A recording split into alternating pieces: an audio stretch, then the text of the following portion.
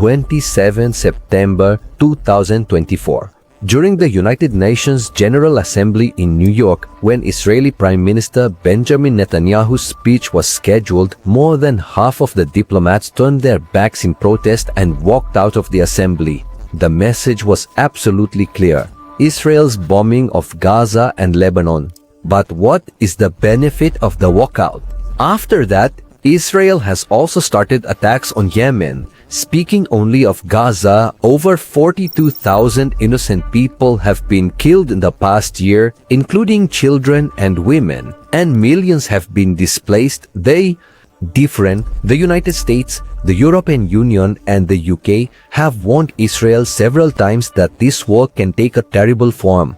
A glimpse of this was seen on the 1st of October 2024 when Iran fired 200 ballistic missiles at Israel from a distance of 1,800 kilometers. The report as of the 2nd of October is that Israel has threatened Iran with serious consequences. While the world is bent on stopping all this, Israel, like an uncontrolled monster, is continuously fighting on 3 out of its 5 fronts. Where did the small Israel, surrounded by Arab countries on all sides in the Middle East, get so much power from? What is the reason that despite repeated warnings from the world's major powers, they have been unsuccessful in stopping Israel so far? Understanding Israel's real strength, it is also necessary for us to understand a little about the current situation. The issue of Israel and Palestine has been ongoing since before either of them even existed. Currently, the condition is that the Palestinians have been pushed by Israel into a small strip known as the Gaza Strip. This territory is spread over an area of only 360 square kilometers, from which it is neither easy to exit nor enter. On one side is the Mediterranean, on one side is Egypt, and on 2 sides is Israel. It is only essential items go there, that too only when Israel allows. This is why the international community believes that the Gaza Strip is the world's largest open-air prison. Gaza is currently under the control of Hamas, which is a militant wing. Last year in October, when Hamas fired thousands of rockets at Israel, the retaliatory action that Israel began is still ongoing. The local population of Gaza is suffering the most, being dragged into this war unwillingly. More than 42,000 people were killed, including children. Thousands were left homeless and so many were injured that counting them was also, it's difficult. Gaza, which was a city, now seems like a pile of millions of tons of debris.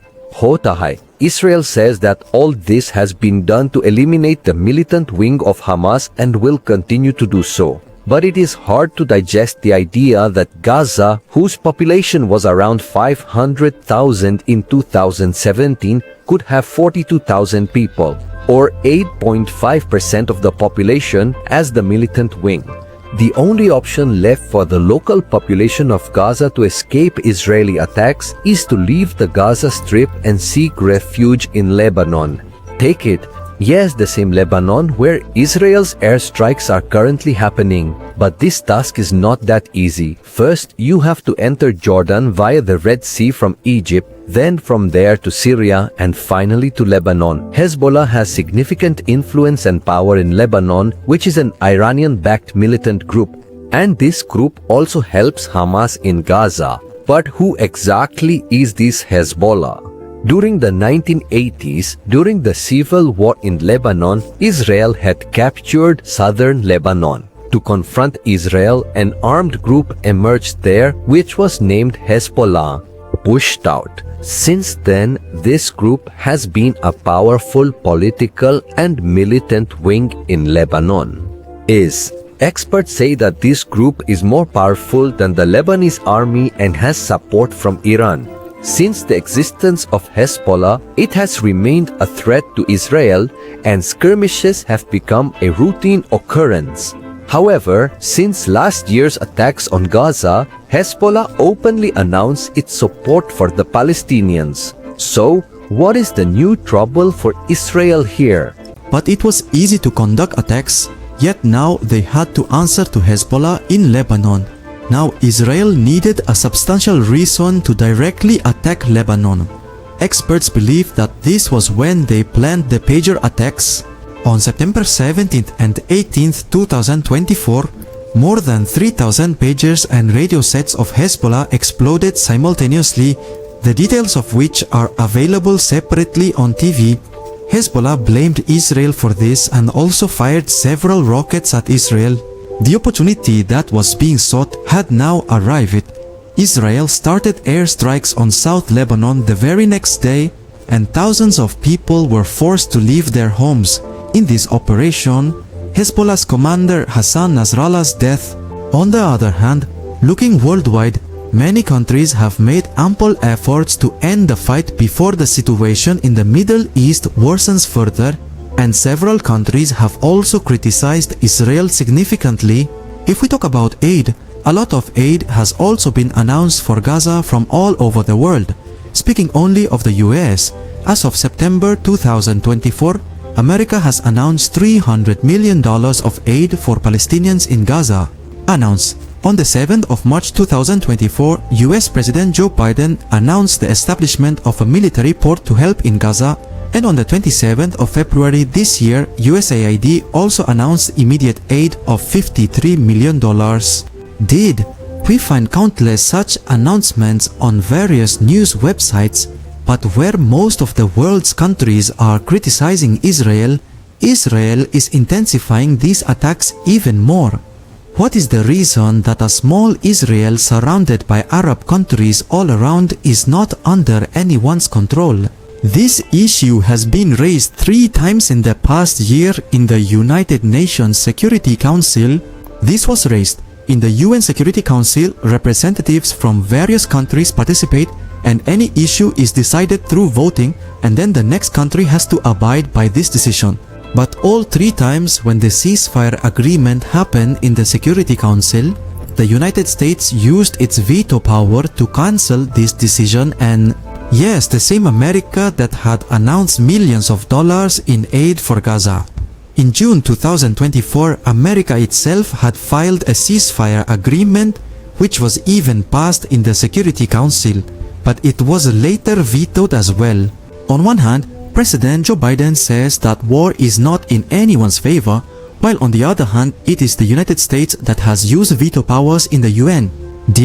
Not only that, but according to the Stockholm International Peace Research Institute, between 2019 and 2023, out of all the weapons Israel imported, 69% were sourced from America. The information is also publicly available.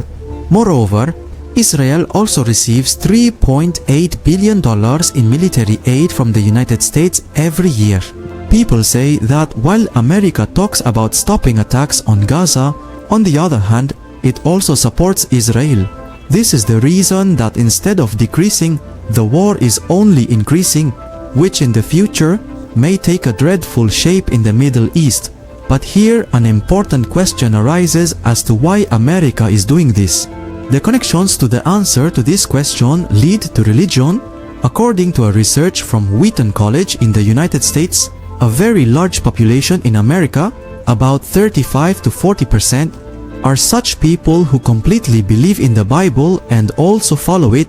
Many of these people believe that creation of Israel is exactly according to the Bible.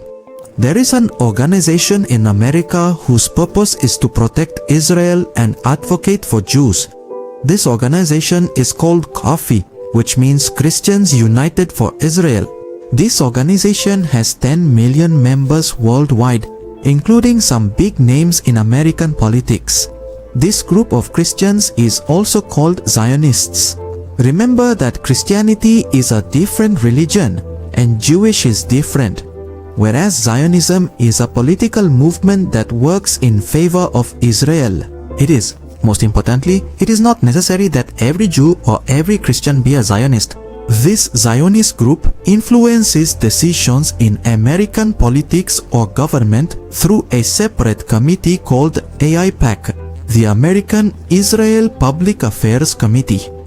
It is the largest and most powerful lobbying committee in the world, which can get its desired decisions made in the American Congress whenever it wants. In the US Congress, all decisions are made, New laws are created, budgets are approved, and wars are imposed. The members of the US Congress make all these decisions through voting. Now if a big group buys most of the members of the US Congress and tells them to vote in their favor in certain resolutions, this is called lobbying. Doing it. And the surprising thing is that lobbying is completely legal in America, but there are some conditions. The one doing the lobbying has to make all these details public and not give any money under the table to any members of Congress. That means whatever happens, it will be in front of everyone. It will be. The AIPAC website clearly states that this group lobbies to implement Israeli policies in the American government. Not only that, but among the candidates who stood in the US general election and had AIPAC support, 98% won the election. These candidates were also given $40 million. This group not only implements pro-Israel policies in American politics, but also works to defeat those who oppose Israel. Their website states that they have also defeated 24 candidates who were against pro-Israel policies.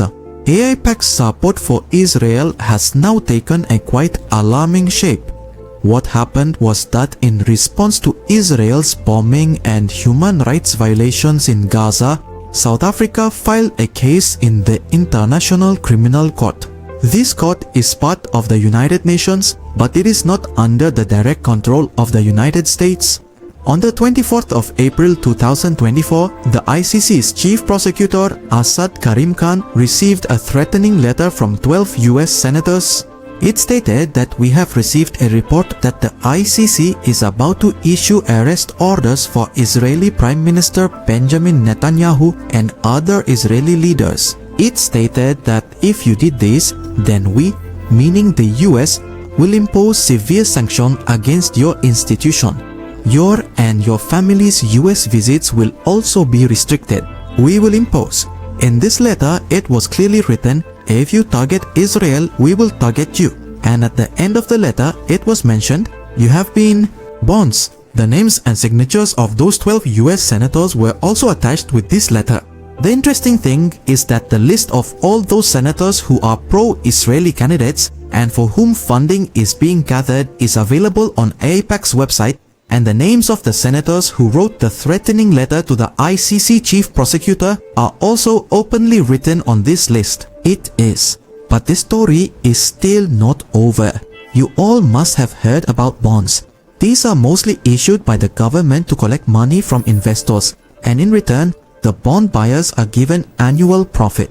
The advantage of this is that the government receives money in the form of a loan, and whenever the bond needs to be returned, the government also buys it back. Now let's come to the real story. According to a story by The Guardian, in August 2023, a representative of Israeli bonds emailed the Ohio State Treasurer in America asking if they would buy $5 million worth of Israeli bonds. Normally, selling anything to any government authority is not that easy. It involves many complications and requires permissions from various people. But astonishingly, over the next 40 minutes, the Treasurer's office approved the purchase of Israeli bonds. It was later found that after the Hamas and Israel war started, various US states and Munich polities purchased at least $1.7 billion worth of Israeli bonds. It seems that America's support for Israel has multiple reasons, the most recent of which is America's involvement in the Middle East. Support. As you know, issues have been ongoing between Iran and the US for several decades, be it the 20-year American occupation in Afghanistan or the war in Iraq. America needs a loyal partner in the Middle East and South Asia, and who could fulfill this partnership better than Israel? Although ending the war in the Middle East is not a big issue, Arab countries want Palestinians to be given their own state, but Israel does not accept the two-state solution at any cost. I hope you will also like and share this video abundantly. Thank you very much for your loving comments. See you in the next exciting video.